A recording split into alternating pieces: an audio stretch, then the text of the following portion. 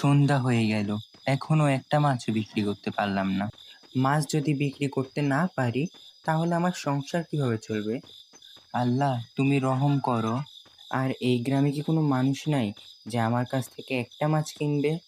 মাছ আছে, মাছ, ইলিশ মাছ, পাঙ্গাস মাছ, জিয়েল মাছ, টাকি মাছ।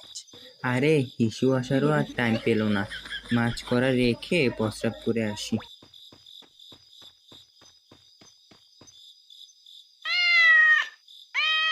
হিস হিস, ওই শালার বিড়াল আমার মাছ নিয়ে গেল।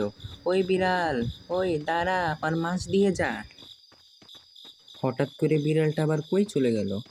এটা তো পুরনো একটা স্কুল, হয়তো এটার ভিতরে বসে খাচ্ছে। আজ ওর একদিন কি আর আমার যে কয়দিন লাগে।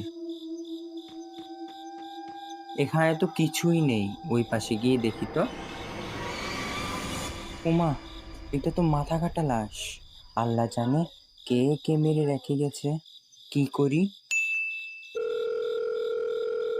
হ্যালো সিআইডি স্যার, এখানে ক্যাপটাউন গ্রামে একটা মাথা কাটা লাশ পাওয়া গেছে।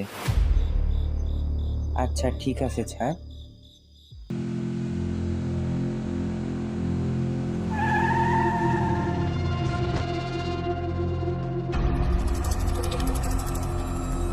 স্যার, আপনারা আইছেন?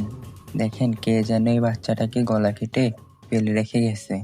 অভিজিৎ, তুমি লাশটা ভালো করে চেক করো, দেখো কোনো কিছু পাওয়া যায় কিনা।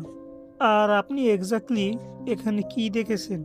স্যার, আমি একটা গরিব মাছওয়ালা, এই গ্রামে আইছিলাম মাছ বিক্রি করতে।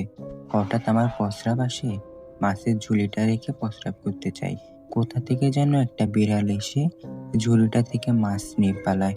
খুঁজতে খুঁজতে পুরানো এই স্কুলের সামনে আসি বিড়ালটাকে খোঁজার জন্য। স্কুলের ভিতরে ঢুকে দেখি এই গলা কাটা লাশ। তারপর আপনাদের ফোন করি। কিন্তু একটা আশ্চর্যজনক বিষয় হচ্ছে, পুরা গ্রামে একটা মানুষও দেখতে পাইনি।